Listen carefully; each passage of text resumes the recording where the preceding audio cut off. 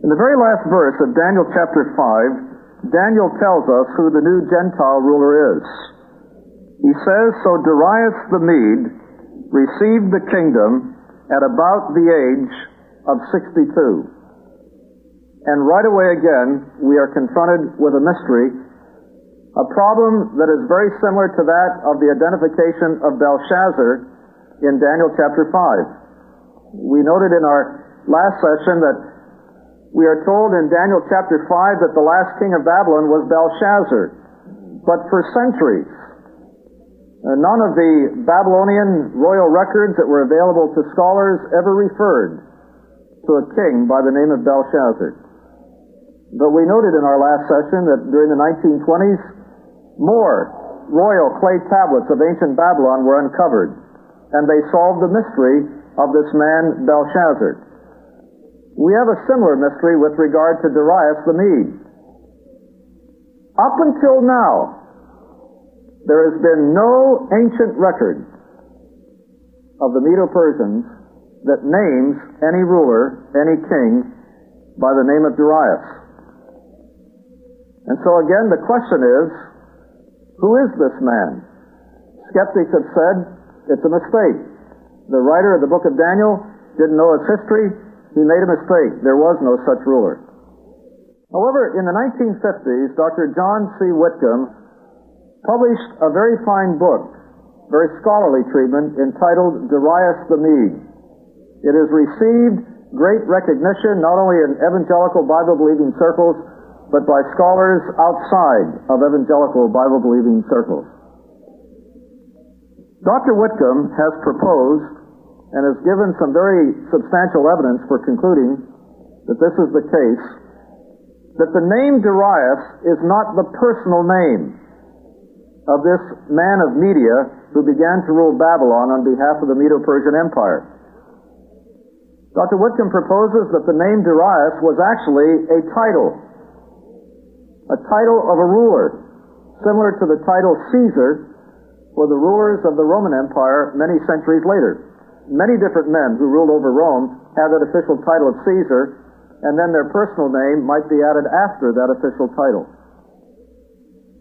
Dr. Whitcomb has indicated that many of the ancient Persian records indicate that after Babylon had fallen to the Medo-Persian Empire and had been incorporated into that new Gentile empire, King Cyrus, the Medo-Persian king, appointed a man whose personal name was Gobryas.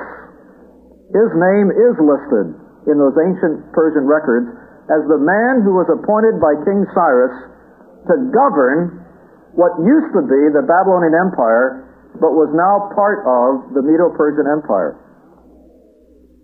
We do know from the Persian records that now that the Medo-Persian Empire was expanding and becoming so huge in size, for the sake of administrative efficiency, King Cyrus subdivided the empire into divisions and appointed men as sub-kings underneath his rule to administer each of these divisions on his behalf. And the personal name of the man who was appointed to be the sub-king under Cyrus, but ruling over ancient Babylon in the Medo-Persian Empire, was this man by the name of Gobryas. And many scholars are convinced that Dr. Whitcomb has solved the mystery of who Darius the Mede was. Now, with this as background, we come to the first division of Daniel chapter 6, and this is contained in verses 1 through 3, and we could entitle this Daniel's position under Darius the Mede.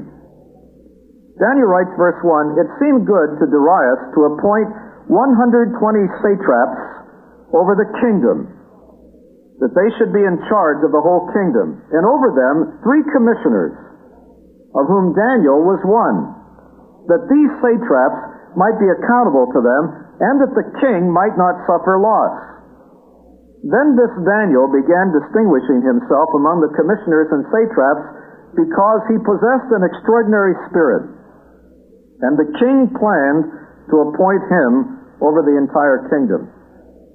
Now keep in mind again, Darius, or if we want to use his possible personal name, Gobryas, was responsible for administering what used to be the Babylonian Empire, but which is now just part of the greater Medo-Persian Empire. And again, to be administratively efficient, he subdivided his part of the Medo-Persian Empire into divisions, evidently 120 divisions, called satrapies, and he appointed 120 men called satraps to administer each of those divisions under him. We are told in verse 2 that one of the responsibilities of the satraps was to make sure that the king did not suffer loss. This was referring to financial loss.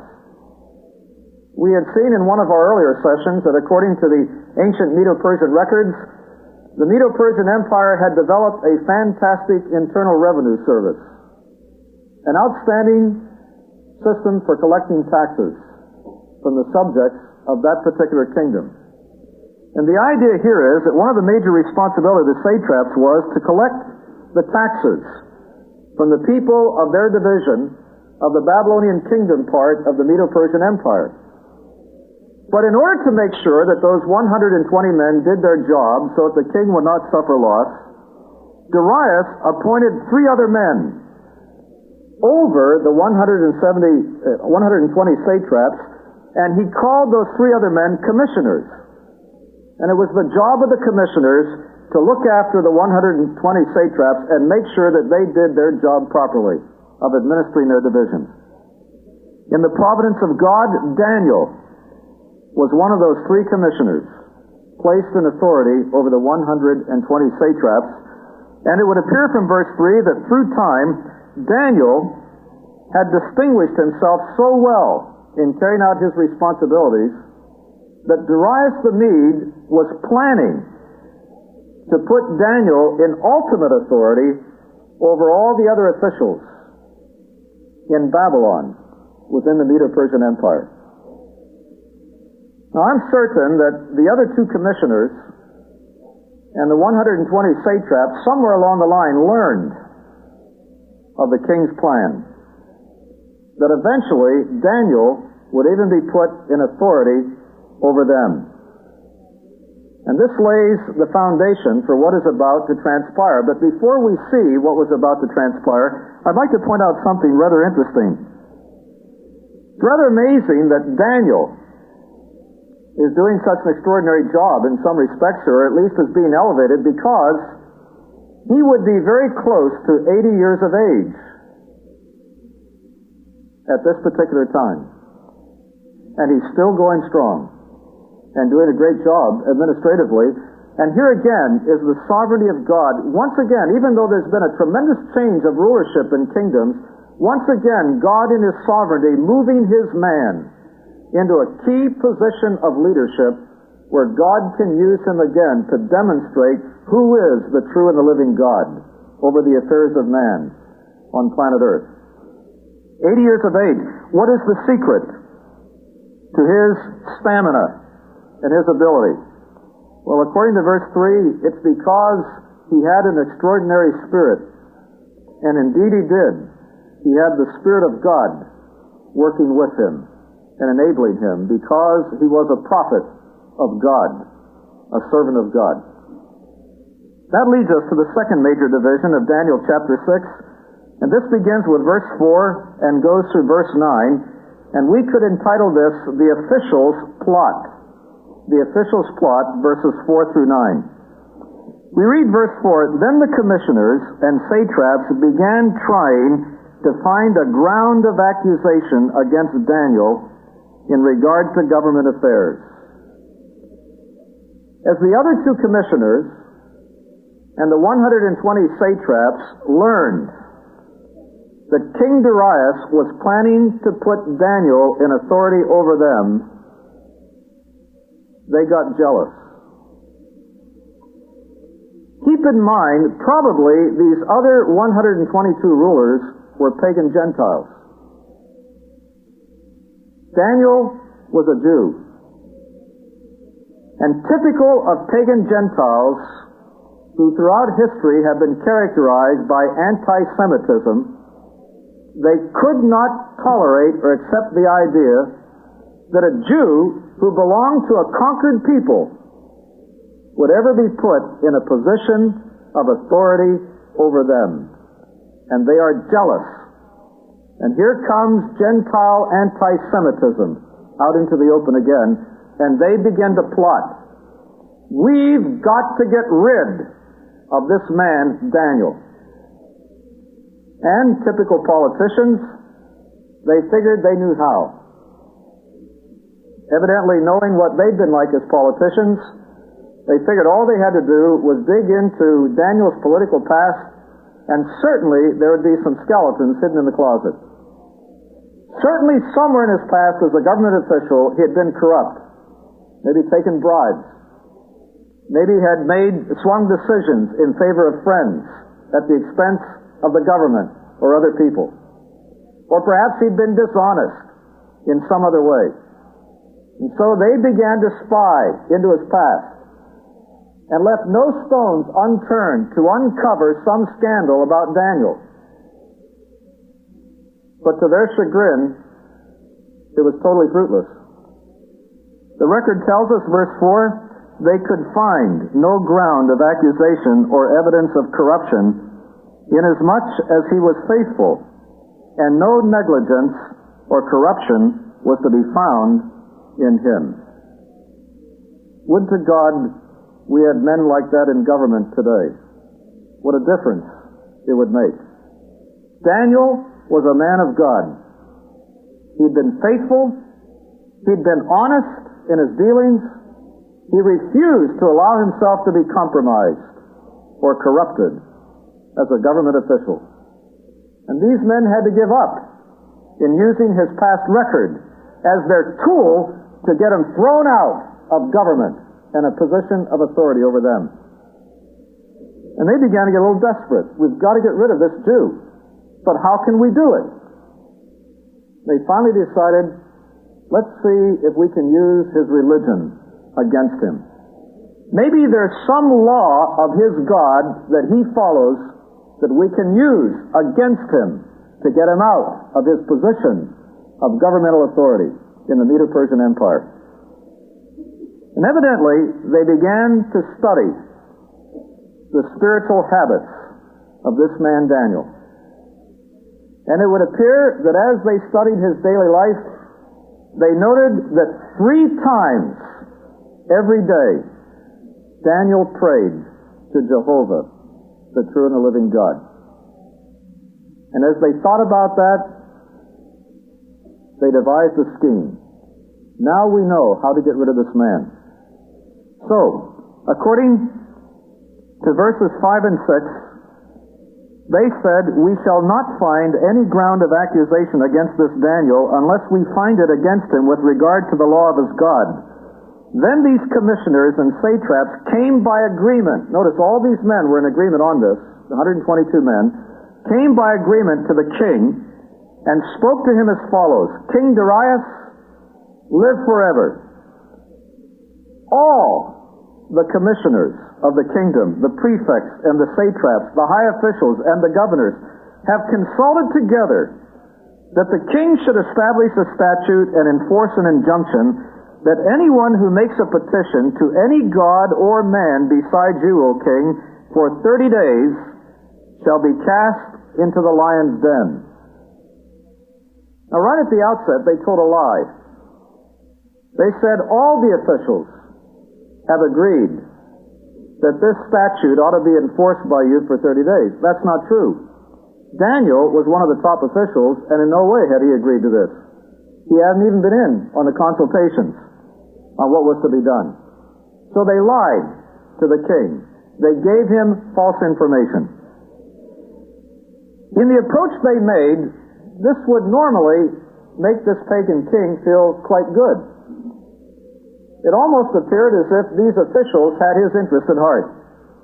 It was another way of elevating the king and concentrating all of the attention of all of his subjects within his kingdom upon him. Again, what they were proposing is pass an official decree to the effect that no one in your realm is to pray to any god or any other man except you, O king, for the next 30 days. And if anyone is discovered violating that law, that person is to be thrown into the den of lions. Evidently, Darius did not take the time to think through some of the possible implications of passing that decree. And he fell for their trap. And according to verse 8 and verse 9, the king signed that decree into law. Verse 8 reads, "Now, O king, establish the injunction and sign the document so that it may not be changed according to the law of the Medes and Persians, which may not be revoked." Therefore, King Darius signed the document, that is, the injunction. Now, I would like to suggest to you that verse 8 is the key to chapter 6. Notice what these officials said to the king. "You establish the injunction, you sign the document so that it may not be changed according to the law of the Medes and Persians, which may not be revoked." According to ancient records that come down to us, both from Persian and also other ancient writers, Persian law had some unique characteristics that the laws of no other ancient peoples had. One of those characteristics was this: once a Medo-Persian king officially put into effect a law, no one, not even the king who put that law into effect, could ever change that law or revoke it. It had to be carried out and enforced. Now, the reason that was unique in Medo-Persian law is this: the Medo-Persians were convinced that their kings served as the spokesman for the gods,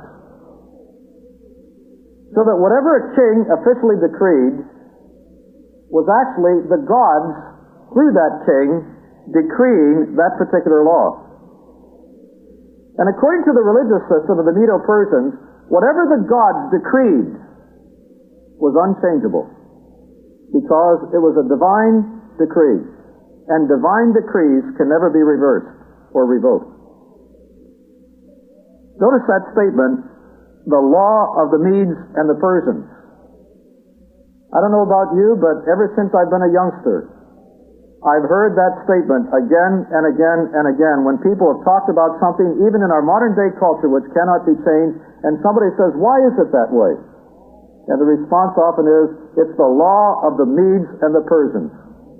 Ever since Daniel 6, that has been almost a colloquial, proverbial statement, even in our Western culture and society. Eventually it permeated even our society.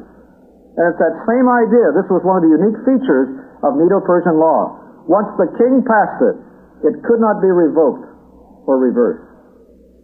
And Darius fell into the trap. He signed the decree. It became part of the law of the Medes and the Persians, and now it had to be enforced with no exceptions. The officials' plot. This brings us to the third division of Daniel chapter 6, which is contained in verses 10 through 15. And we could entitle this third division, Daniel Ensnared by the Trap. Daniel Ensnared by the Trap. Look at verse 10, please. "Now when Daniel knew that the document was signed," notice, he acted now not in ignorance. Daniel knew full well what the law was. And he knew full well that it had been passed by the king and therefore could not be revoked. But knowing that, he didn't change his pattern of service for God whatsoever. Daniel knew that the document was signed. He entered his house. Now in his roof chamber he had windows open toward Jerusalem. And being a good Jew, he knew that Jerusalem is where the temple of God had stood. Every day when he prayed 3 times to God, he would face toward Jerusalem. or where Jerusalem had stood years before, and would pray, because that had been the unique, special dwelling place of God among the midst of his people of Israel. And he continued kneeling on his knees 3 times a day, praying and giving thanks before his God as he had been doing previously. Now please note, if you would, there was no moral absolute involved in this particular issue. Sometimes God's people are willing to take a stand at all costs for an absolute of God, because they know God never wavers on his absolutes. But sometimes the people of God, if they are confronted with a difficult situation in which they have to pay a price for a non-absolute of God, are willing to stop the service of God that they've been in order to escape the problem. And their reasoning is, well, it doesn't involve a moral absolute, so what does it matter if I stop this practice for a brief period of time? Daniel could very well have reasoned, it's only 30 days, and it only involves prayer. Certainly God would not be upset if I stopped praying to him just for 30 days. It's not a permanent setup, just for 30 days. And what would that matter as far as God is concerned, when it would spare his servant's life? But notice, Daniel is the kind of man who will not serve God just when it is expedient and beneficial for him to serve God. This involves a matter of service. And so he's determined that he will serve God even in non-absolute areas, no matter what it cost him personally. He knew the consequences, but he went ahead and continued on with his regular service, just as if that decree had never been passed by the king. And so he continues to pray 3 times a day toward Jerusalem, just as he had done before. Went to the same place. He could have gone maybe into an interior room of his home, where they could never have heard him or never have seen him, but he didn't. He continued right at the same place where he'd always prayed before. No change in his pattern. And notice the unique thing, not only was he petitioning God, but he was even giving thanks to God. Even in the midst of his life being threatened, for continuing to pray to God, he still continued to thank God for God's blessing to him. Look at verse 11. The schemers, the other officials who had laid this plot to trap Daniel, had their men planted. They wanted to see what this man of God would do. So verse 11, then these men came by agreement. They'd already determined this. They'd agreed upon this, and found Daniel making petition and supplication before his God. And I can imagine when they either heard or saw Daniel praying as he had before, they were elated. And probably, in great excitement, almost fell over each other to see who could be first to get into the king and squeal on Daniel. So verse 12, then they approached and spoke before the king about the king's injunction. And this is what they said to the king. Did you not sign an injunction that any man who makes a petition to any god or man besides you, O king, for 30 days is to be cast into the lion's den? They wanted the king to reaffirm it with his own mouth, to trap him before they threw the punchline and told him who the first person was who violated his decree, because they knew Daniel was one of his favorites. And the king answered and said, the statement is true, according to the law of the Medes and Persians, which may not be revoked. Now they've got the king trapped. Then they answered and spoke before the king, verse 13, Daniel, who is one of the exiles from Judah, pays no attention to you, O king, or to the injunction which you signed, but keeps making his petition 3 times a day. Now notice, they had set it up in such a way that it looked as if their whole purpose for this decree was to direct the attention of everybody to the king.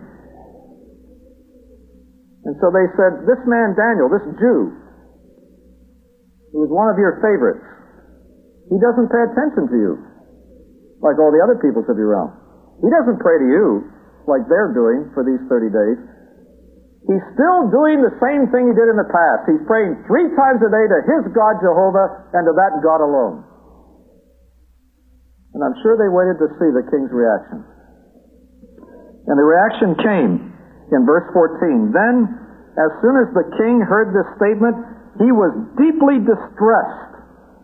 He knew he'd been trapped. And now he could see through the scheme of these officials. And I'm sure he saw the light right away why these men came in and asked him to sign this particular decree into law. It wasn't because they were interested in the welfare of the king, but they had an ulterior motive to get rid of his favorite sub-ruler. And the king, being so distressed, set his mind on delivering Daniel, and even until sunset he kept exerting himself to rescue him. Darius cared for Daniel so much, he didn't want to throw Daniel in the lion's den. He didn't want to execute this man. And so he did everything that he could as the head of his realm within the Medo-Persian Empire to revoke that Medo-Persian law. Now, what's the significance here that he did this until sunset? Well, here is the second unique feature of Medo-Persian law. And that is that according to Medo-Persian law, if one of the laws was broken, the guilty party had to be punished by sunset of the very day that the law was broken. Instant justice under the Medo-Persian law. The criminal, the violator of the law, was to be punished by sunset of the very day in which he had broken Medo-Persian law. And so Darius did everything he could within his own power to try to deliver Daniel and prevent him from being thrown into the lion's den up until sunset. But that was the deadline. And once sunset came, useless to exert his effort.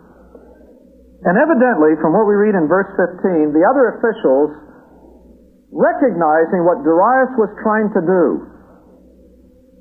kept bantering him and reminding him that what he was doing was wrong.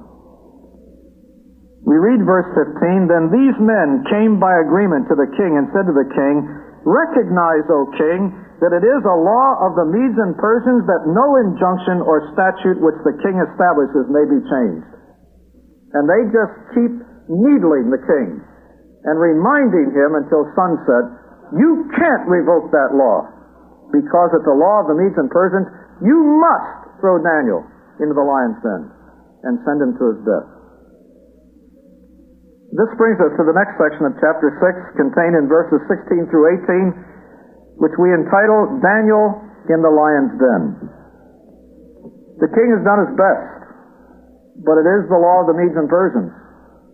He could not rescue Daniel from the sentence. So, verse 16, Then the king gave orders, and Daniel was brought in and cast into the lion's den. The Aramaic words, remember again, this section is written in the Aramaic language. The Aramaic word for den indicates this was a pit. Evidently a large hole dug down into the ground, perhaps naturally formed, in which the lions had been placed. And there was an opening at the top. And any food or any person who was to be dropped down as a source of food to the lions would be dropped down through the hole in the top. No side doors from which they could possibly escape. When they bring Daniel to the lion's den and are ready to cast him in, the most that Darius could do was express a wish. And again, the Aramaic language indicates this was a wish that he was expressing to Daniel. In essence, what he said to Daniel was this: May your God, whom you constantly serve, himself deliver you. That's the most he could hope for. He couldn't deliver Daniel. His law system forbade that. His last hope is that Daniel's God possibly could deliver him. Now I point out to you again, this is a pagan expression. May your God be able to deliver you.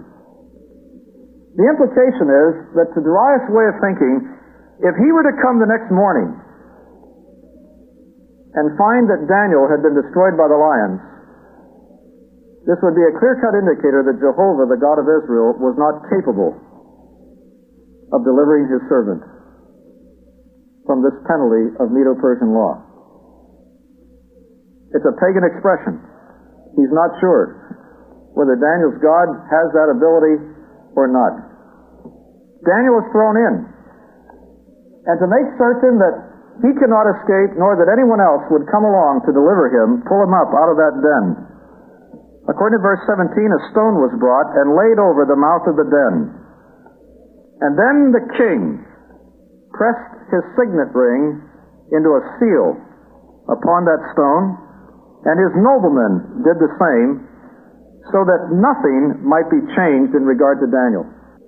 In ancient times, once an official of a kingdom sealed with his ring. Anyone who came and broke that seal without the king's permission was also to suffer the death penalty. Again, this was the king's way, since he had to obey Medo-Persian law, of guaranteeing that no one would rescue Daniel from his fate. And then the king went off, verse 18, to his palace, and he's so upset that he spent a miserable night. We're told that he didn't eat. No midnight snack for the king on this night. He wasn't interested in any food. No entertainment brought in. It was the custom in ancient times that the king could not sleep at night to bring in musicians, dancers, other forms of entertainment, hopefully to lull him into sleep. He wasn't interested in entertainment that night. He had a greater burden on his mind. And he could not sleep throughout the night. He's miserable over the way he'd been trapped. This brings us to verses 19 through 23, the next section of Daniel chapter 6, which could be entitled, Daniel Delivered from the Den. Early the next morning, at the crack of dawn, King Darius made a beeline to the den, according to verse 19. When he arrived there, the most that he could do was give out a very plaintive cry. He's hoping against hope that somehow Daniel has survived this ordeal. And in his plaintive cry, he cries out to Daniel, Daniel, servant of the living God, has your God, whom you constantly serve, been able to deliver you from the lions? I would kind of suspect that he was very pessimistic at this point and was expecting no sound out of that den. But to his pleasant surprise, he hears Daniel's voice. O king, live forever. My God sent his angel and shut the lions' mouths, and they have not harmed me, inasmuch as I was found innocent before him, and also toward you, O king. I have committed no crime. And Daniel indicates to this pagan king that Jehovah, the God of Israel, was indeed able to deliver his servant. He sent a special heavenly messenger, an angel, to deal with the lions, to shut their mouths so that they could not destroy this prophet of God. And he says to the king, in essence, the very fact that God has delivered me from this punishment ought to be conclusive proof to you that I did nothing in opposition to you or to try to hurt you in any way at all. The king was so delighted, verse 23, that he gave orders for Daniel to be taken up out of the den. So Daniel was taken up out of the den, and as they examined him, they found that no injury had been done to him because he had trusted in his God. Great stand of faith again on a servant of God, and God had honored that stand of faith. This brings us to the next section, which is contained in just one verse, verse 24, and that is the punishment of the plotters. The king then gave orders And they brought those men who had maliciously accused Daniel, and they cast them, their children, and their wives into the lion's den. And they had not reached the bottom of the den before the lions overpowered them and crushed all their bones. Now that Jehovah, the God of Israel, had demonstrated that he is sovereign even over the laws of the Medes and the Persians, and that law has been fully satisfied because the sentence has been carried out, King Darius decides to punish the men who had schemed to trap Daniel. Now, what we read here is not a pleasant picture. It is cruel. Darius not only commanded the scheming men to be thrown into the den, but every member of their families as well, wives and children. This is true to what we know of ancient Oriental rulers. Assyrian, Babylonian, Persian records indicate that this was often the case, that if a king wanted to execute a particular man within his realm, he would destroy the whole family together with that man. Those kings had practical reasons for doing that. Some of them had learned by experience that if they killed only the guilty man, that perhaps later on his wife, out of vengeance, would plot an assassination of that king. Or perhaps that man's children would bear bitterness in their heart against the king until they would grow old enough to plot the murder of that king. And so for practical reasons, these ancient Oriental potentates wiped out the whole family so that they would not have to worry, perhaps in future months or years, that somebody would be lurking in the shadows from that family, attempting to put them to death. Daniel records the reaction of the lions in pouncing upon these people immediately and destroying them,